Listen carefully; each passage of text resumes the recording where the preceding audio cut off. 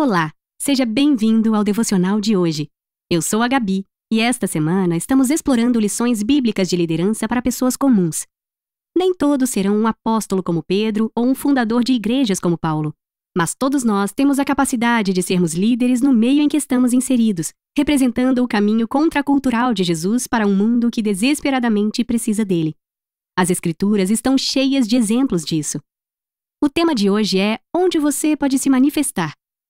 Estamos observando como 5 irmãs comuns mudaram as leis de uma nação ao se manifestarem diante de uma injustiça. A passagem de hoje é Números, capítulo 27, versículos 1 a 8.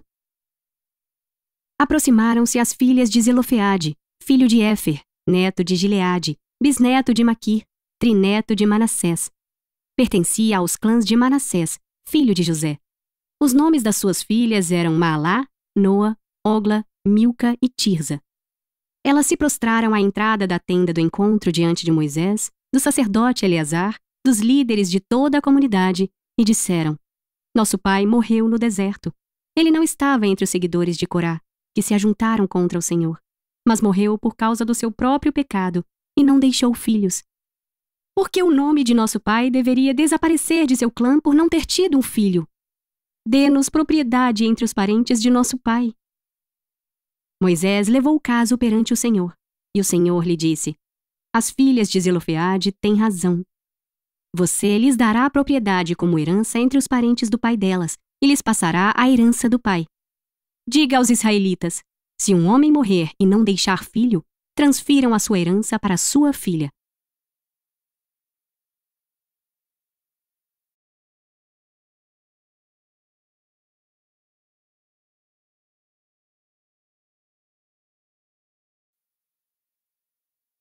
Vamos nos aprofundar na palavra?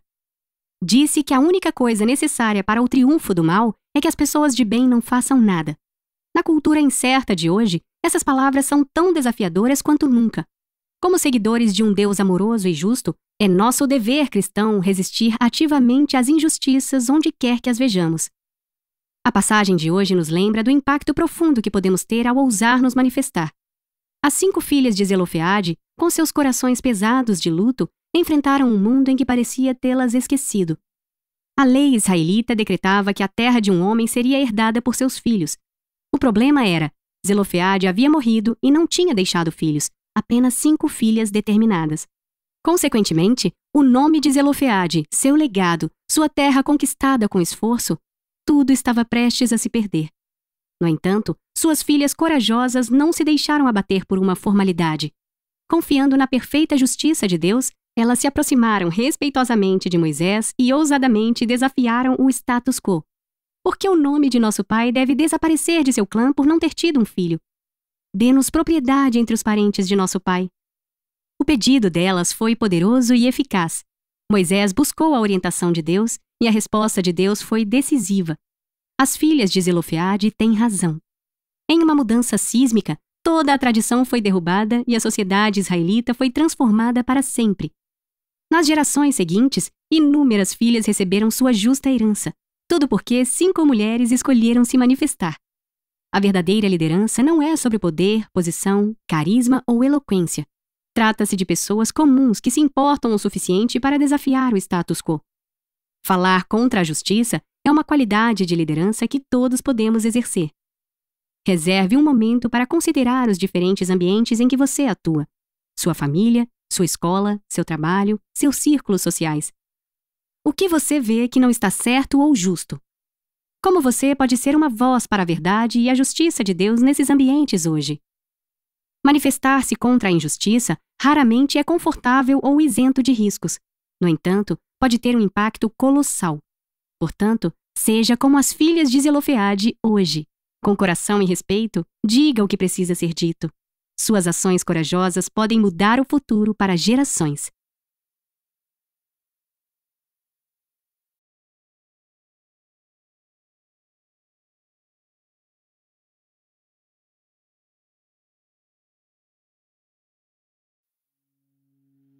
Reflita e ore comigo.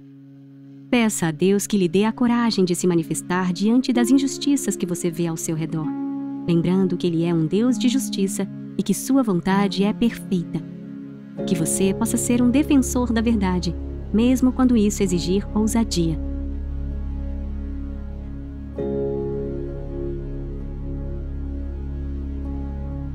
Neste momento de reflexão, pense nos lugares onde Deus pode estar chamando você a ser uma voz ativa para a justiça. Onde você tem visto situações que precisam de mudança? Como pode, com oração e respeito, fazer a diferença nesses contextos?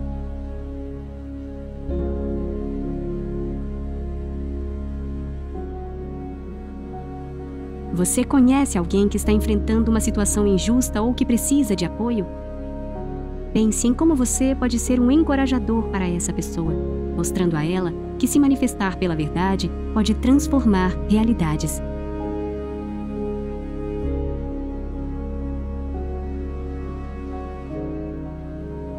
Vamos orar.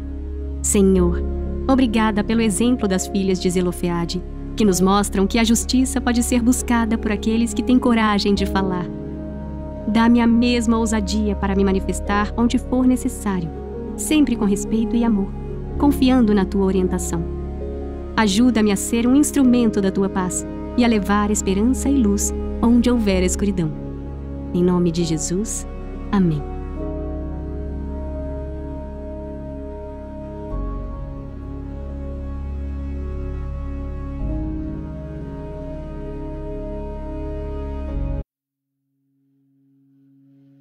Olá, eu sou João Lúcio Tanuri. Seja bem-vindo a mais um dia da Semana de Pensamento do Dia sobre os últimos conselhos de Paulo. Ele havia passado os últimos anos preso em Roma, mas por um milagre do Senhor estava novamente em liberdade. Assim que pôde, realizou mais uma viagem missionária. Desejava rever muitas igrejas, encorajar os irmãos e pregar o Evangelho. Enquanto visitava algumas igrejas da província da Macedônia, Paulo escreveu sua primeira carta para Timóteo. Ele estava pastoreando a igreja em Éfeso. Paulo sabia da fé e do zelo de Timóteo pelo Senhor. Tinha visto tudo isso em primeira mão ao longo dos anos de convivência. Porém, Timóteo era jovem e pastorear uma igreja seria algo extremamente desafiador. Por isso, ao escrever para ele, Paulo diz: antes de tudo, recomendo que se façam súplicas, orações, intercessões e ação de graças por todos os homens, pelos reis e por todos os que exercem autoridade, para que tenhamos uma vida tranquila e pacífica, com toda piedade e dignidade. Isso é bom e agradável perante Deus, nosso Salvador, que deseja que todos os homens sejam salvos e cheguem ao conhecimento da verdade. Apesar dos 2000 anos que nos separam de Timóteo, todos nós temos inúmeros desafios para enfrentar todos os dias. Por isso, este conselho serve também para nós. Devemos orar o tempo todo. Mesmo que Deus saiba de todas as coisas, a Bíblia nos ensina que o Senhor deseja que conversemos com Ele, que compartilhemos nossas angústias, medos, aflições. Jesus sempre perguntava às pessoas o que gostariam que Ele as fizesse. Com isso, estava demonstrando que Deus deseja ouvir nossas orações. Devemos orar por nós mesmos para que o Senhor nos direcione em todos os caminhos para uma vida que o glorifique. Devemos orar também por nossos familiares, amigos e irmãos em Cristo, por nossos líderes e pela nossa nação. Esse é o conselho de Paulo para Timóteo e para cada um de nós. Devemos substituir a ansiedade e a preocupação por oração. Quando oramos, estamos entregando nossos fardos e afirmando que confiamos nele para fazer tudo aquilo que não somos capazes por nós mesmos. Algo maravilhoso sobre as orações é que Deus as ouve e responde. Ele inclina seus ouvidos para nós, porque Ele é o nosso Abba, nosso Pai Celeste que cuida de nós. Ele está cuidando de você agora mesmo. Seu amor e sua graça nunca falham. Devemos sempre nos lembrar disso e colocar continuamente todas as situações em oração diante de Deus. Devemos confiar no seu poder para mudar toda e qualquer situação de acordo com a sua vontade soberana. Sua bondade, graça e amor sustentam nossas vidas.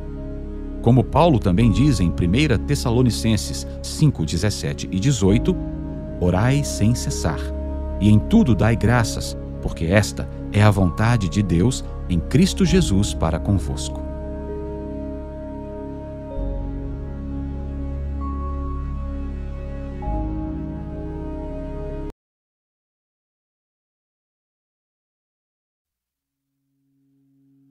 Olá, eu sou Marcos Freire. Seja bem-vindo ao especial do Posicionadas aqui no Glorify.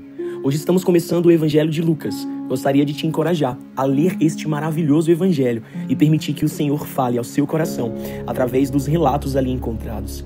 No primeiro capítulo de Lucas, vemos a graça e a misericórdia de Deus tocando gerações. Segundo a palavra, Isabel e Zacarias eram justos diante de Deus, obedecendo de modo irrepreensível aos seus mandamentos.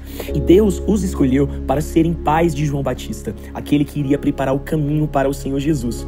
Logo em seguida, vemos a jovem Maria sendo escolhida para ser a mãe do Filho de Deus. Note que o Senhor incluiu em seu plano redentivo para a humanidade homens e mulheres tão comuns quanto a nós, mas que estavam disponíveis e permaneciam no caminho da obediência. Quando somos fiéis em viver aquilo que está na mente e no coração do Senhor de forma ordinária, nos colocamos em posição para viver o extraordinário de Deus. Permanecer e prosseguir em conhecer o Senhor nos torna aptos a viver milagres. Isabel, Zacarias e Maria receberam promessas de coisas consideradas impossíveis aos homens. Uma idosa engravidando, uma virgem sendo mãe do Salvador, a graça de Deus tocando a humanidade, incluindo as próximas gerações. E é isso porque homens e mulheres decidiram apenas obedecer.